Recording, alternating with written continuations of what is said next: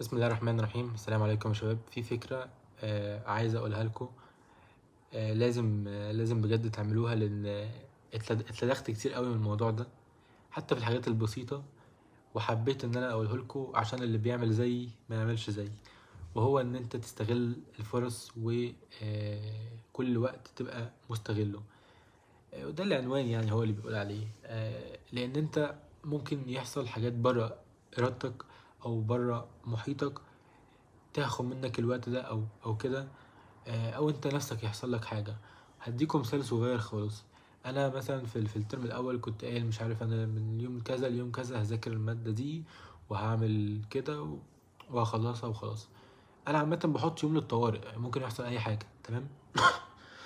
بس اللي حصل ان انا حصل حاجه بره ارادتي خالص، كانت في البيت وخدت من وقتي وكده. فضاع يومين فعلا ما كنت من غير مذاكر كويس، ولقيت نفسي فاضل على الامتحان. والحمد لله طبعا في الاخر لميت، بس كان الموضوع مش كويس.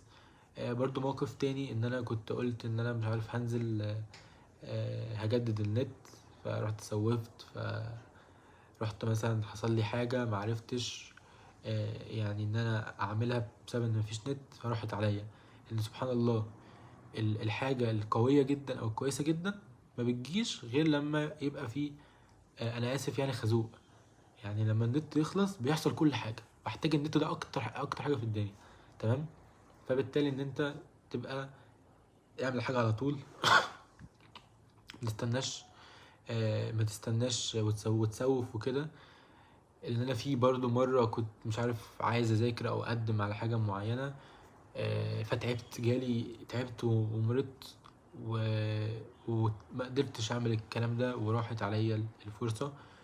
ف يعني اعتبر، مش بقولك ان انت بقى تبقى ماسك اليوم الوقت بتاع اليوم بالورقة والقلم، وكل دقيقة وكل ثانية، وتبقى دايما ضاغط نفسك ان انت لازم تخلص وتجري مش ده القصد اكيد، ولكن واعي تبقى واعي لده. لان انت ممكن يحصل بجد حاجات بره ارادتك تغير حاجات كتير. انت نفسك تتعب، اهلك يعوزوا منك حاجة، ويحصل حاجة في البيت، او اليوم ده حد يحتاجك في حاجة، فبتضطر ان انت تضيعه شوية وما تذاكرش. انا بتكلم على حاجات بسيطة، يعني برضه مش حاجات كبيرة قوي. دي حاجة بتحصل لي في حاجات بسيطة خالص خالص والله، وبتأثر عليا جدا. وما شاء الله الوقت اللي انا بقرر ان انا ما اعملش الحاجة دي، او اسوف او اضيع وقت او كده، بيحصل اوحش احتمال. ده من قانون من قوانين ميرفي يعني، تمام. فلا، انت خليك على قد ما تقدر كل حاجة مظبوطة، كل حاجة ما تكسرش ما تسوفش، كل حاجة مش المفروض تتعمل اعملها.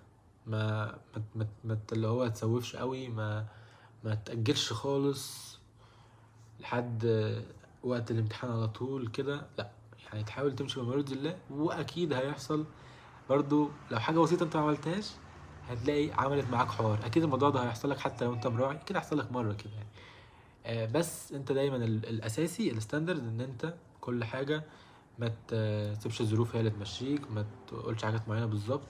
لا، ممكن عادي خالص حاجات تحصل بره ارادتك، وتلاقي الدنيا كلها مش مظبوطة والدنيا فاتتك. بس سلام.